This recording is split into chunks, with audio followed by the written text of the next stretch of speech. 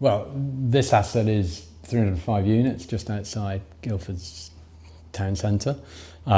It feels very much like a block of townhouses rather than individual apartments.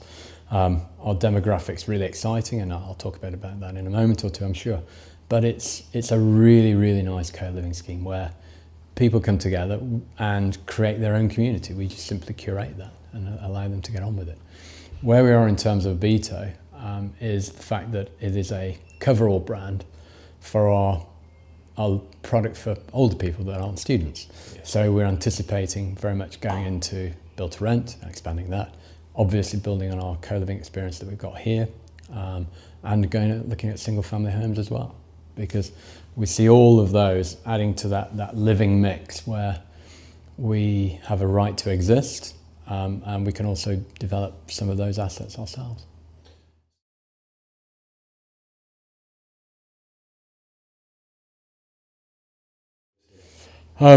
It's surprisingly light on students given the proximity of the university. When I was last here, I saw a 67-year-old or young lady who was divorced moving in. It's typically, though, between 25 and 35 people that are either doing a law conversion at the nearby law university, or people that are a lot of software developers. Okay. So it seems to be a big demographic here. And are they predominantly working locally, or some of them commute to London? Some commute in or work from home indeed. So you'll see that we've got a very large co-working space and some meeting rooms there, and that's predominantly full throughout the day and the week.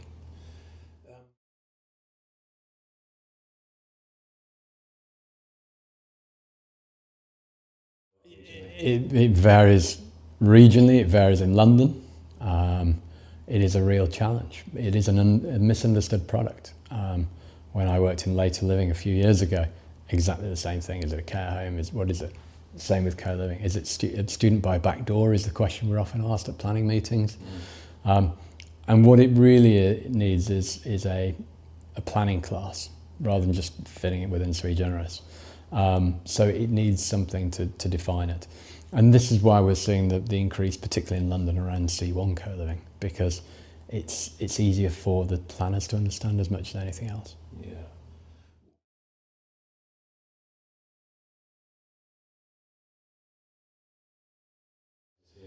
We have some shared units which start at about 27, but our studios typically are bigger than student PBSA studios, typically start around 23 and go up to 35. Yeah. Okay.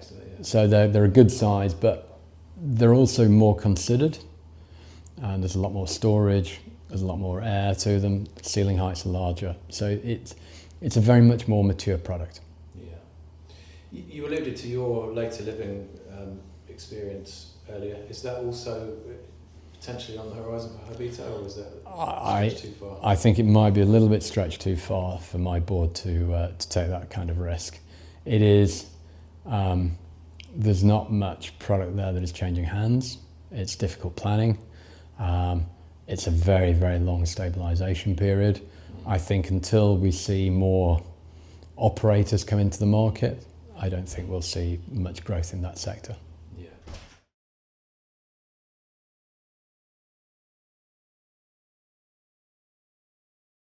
It does. I mean, we often work with capital partners, who be they long-term holders or forward fund or forward commit, just as you typically do. But it also gives us an advantage when we're looking at standing assets, where we have a development arm and effectively can look at refurbishing and repositioning. So we are very lucky in that respect. And this was forwarded by Partners Group? That's correct, yeah. Was that a forward fund? That was forward fund, yeah. So again, we were the capital in, and they came in with the heavy left. Yeah.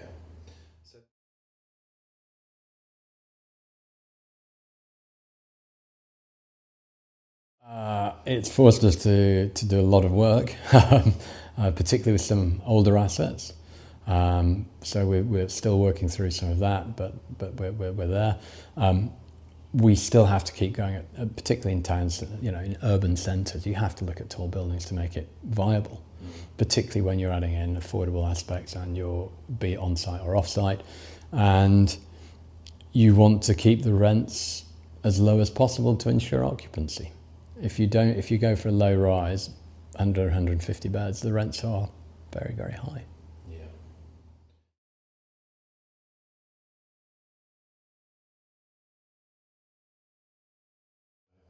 I think we're going to see more and more people, particularly in build to rent. I think build to rent or multifamily home are going to see the hardest changes, because I think we'll see more churn in there.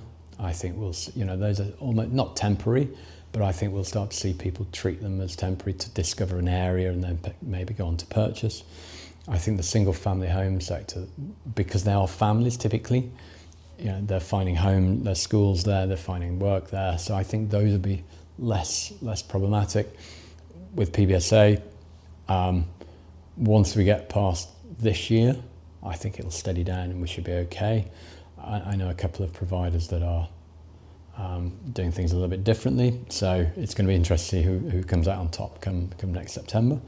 But I think in terms of co-living, typically we saw 11-month tenancies in London as a typical length.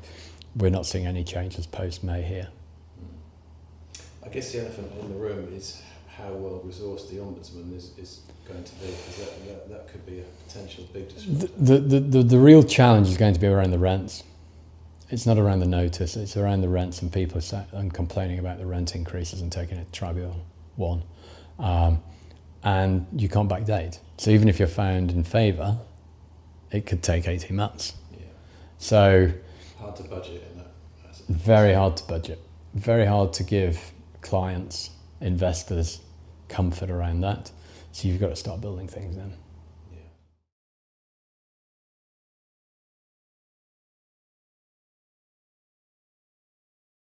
What's next? We've got a very good partnership with a developer. He's looking at 4 co-living assets and some PBSA, and we're their strategic partner on that, helping them raise capital as well as get the design through and getting planning. We're also looking at a couple of assets ourselves which are more co-living. And as you mentioned earlier, the O'Flynn Group, we're looking at whether we can develop our own single-family home units as well. Okay. So that would keep feeding the Habito brand, but also the host brand through the PBSA work. do you anticipate then that eventually you will be operating more of other people's stuff than your own? Yes, I think that's going to be the case. I think as we start to see that living sector really take on its own outside PBSA, I think we're going to see more and more investors look at a very professional operation, and that's where we can deliver.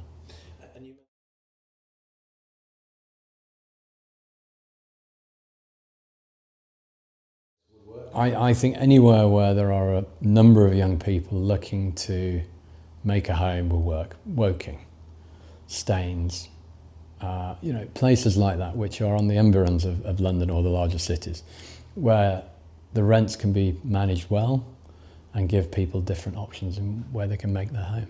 I think creating this community here, which the residents have, has really made a really strong home for people, and they're very grateful for that.